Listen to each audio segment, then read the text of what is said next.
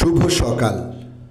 আজ 10ই মাঘ 1431, ইংরাজির 24শে জানুয়ারি 2025।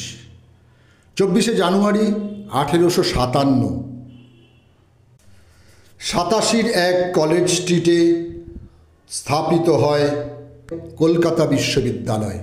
বর্তমানে এই বিশ্ববিদ্যালয়ের এখতিয়ারভুক্ত এলাকা পশ্চিমবঙ্গের কয়েকটি জেলার মধ্যে সীমাবদ্ধ হলেও প্রতিষ্ঠাকালে লাহোর ব্রহ্মদেশ থেকেও ছাত্রছাত্রীরা আসতেন এই বিশ্ববিদ্যালয়ে। 1950-এর 24শে জানুয়ারি রবি ঠাকুরের রচিত জনগণ মন অধিনায়ক জয় হে গানটির প্রথম স্তবকটি ভারতের জাতীয় সঙ্গীতের স্বীকৃতি লাভ করে।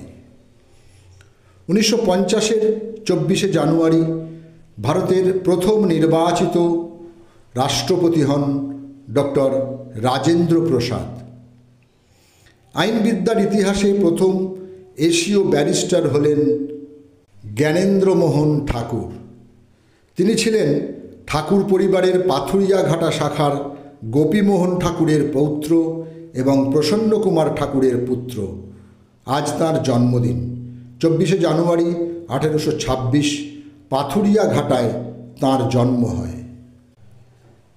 ব্রিটিশ বিরোধী আন্দোলনের অন্যতম বিপ্লবী ছিলেন পুলিনবিহারী দাস। আজ তাঁর জন্মদিন। 24শে জানুয়ারি 1877 মাদারীপুর মহকুমা বর্তমান বাংলাদেশে তাঁর জন্ম হয়।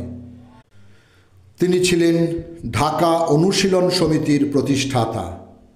1910 সালে তিনি গ্রেপ্তার হন এবং বিচারে সেলুলার জেলে যাবজ্জীবন কারাবাস হয়।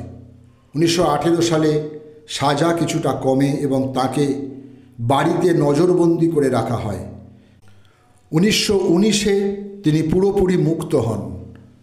1922 সালে তিনি সক্রিয় রাজনীতি থেকে অবসর নেন। 1928-এ কলকাতার মেছুয়া বাজারে বঙ্গীয় ব্যায়াম সমিতি প্রতিষ্ঠা করেন। এটা ছিল শারীরিক প্রশিক্ষণের একটি কেন্দ্র, কার্যত একটি আখড়া, যেখানে যুবকদের লাঠি খেলা, তলোয়ার চালানো ও কুস্তি শেখানো হতো। উইনস্টন চার্চিল ছিলেন ইংরেজ রাজনীতিবিদ ও লেখক। প্রথম জীবনে তিনি ব্রিটিশ নৌবাহিনীর সদস্য ছিলেন। 1953 সালে তিনি সাহিত্যে নোবেল পুরস্কার লাভ করেন। 2002 সালে বিবিসির এক জরিপে তিনি সর্বকালের সেরা ব্রিটেনবাসী হিসেবে মনোনীত হন। আজ তাঁর মৃত্যুদিন। 1965-র 24শে জানুয়ারি লন্ডনে নিজ বাসভবনে তিনি শেষ নিঃশ্বাস ত্যাগ করেন। যাত্রা জগতের নট সম্রাট স্বপন কুমারের আজ মৃত্যুদিন। 24শে জানুয়ারি 2008 75 বছর বয়সে তিনি প্রয়াত হন।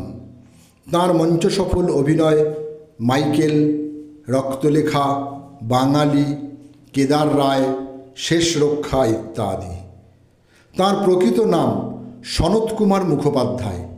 মা ডাকতেন স্বপন নামে। সেই নামটাই আজ বিখ্যাত হয়ে গেল বাংলার আপামর জনগণের কাছে।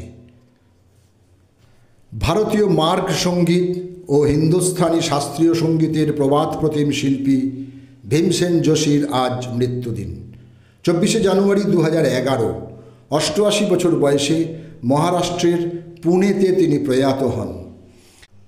তিনি ধ্রুপদী সঙ্গীত খেয়াল গায়ক হিসেবেই বেশি পরিচিতি লাভ করেন। এছাড়াও ভজন, ঠুংরি, দাদরার মতন শাস্ত্রীয় সঙ্গীতের অন্যান্য ধারায় তাঁর ছিল সহজ চলাচল। 1972-এ পদ্মশ্রী, 1975-এ সঙ্গীত নাটক একাডেমি, 1985-তে পদ্মভূষণ এবং 2008 সালে ভারতরত্ন অর্জন করেন। সকলকেই আমার আনত প্রণাম।